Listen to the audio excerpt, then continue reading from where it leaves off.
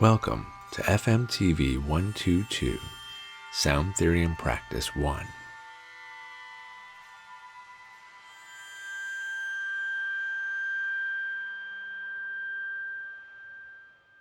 Welcome to the first lesson in Module 3, which is all about sound theory. As we mentioned in Module 1, when you are the sound recordist on set, a big part of the job is to respond to the acoustic energy produced by the actors. By using transducers, microphones, we convert that acoustic energy into an electrical audio signal that is then recorded digitally. The more we understand about acoustic energy, which we can refer to as sound waves, the more we understand about sound in other forms as well. This includes the electrical audio signals we're dealing with from the microphone and the digital sound data that we're recording. So, let's take a closer look now at acoustic energy. Sound waves, or acoustic energy, is really just waves of increased and decreased air pressure.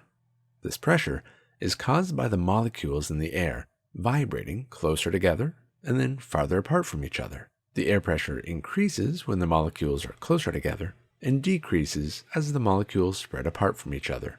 Any vibrating object will create these waves of increased and decreased, or high and low, air pressure. Anything you hear is vibrating.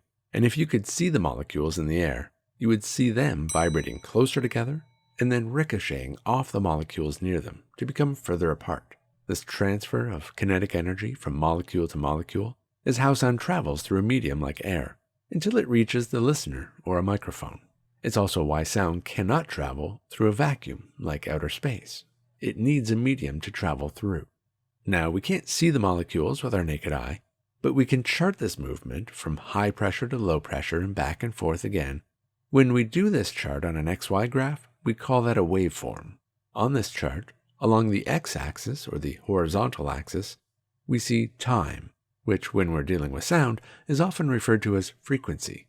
Along the y-axis, or the vertical axis, is power, which we often refer to as amplitude.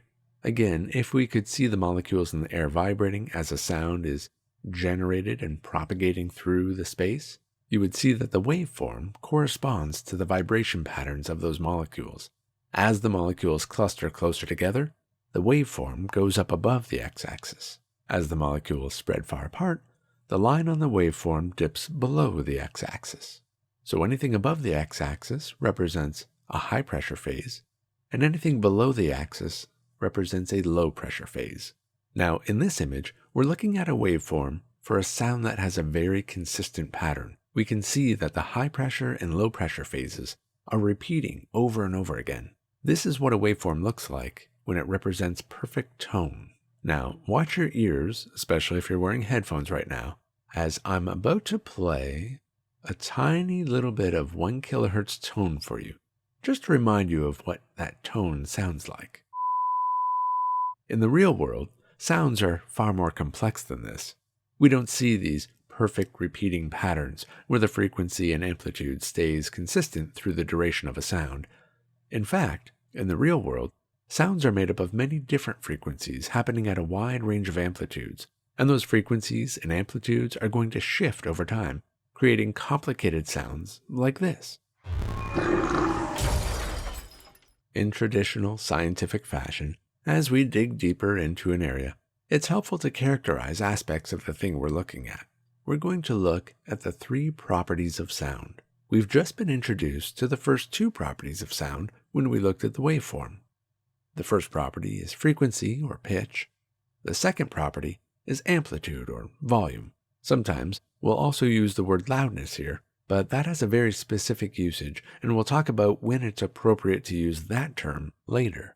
The third property of sound, which we haven't discussed yet, is quality. Quality is a little more complex than frequency or amplitude in that it actually consists of many elements.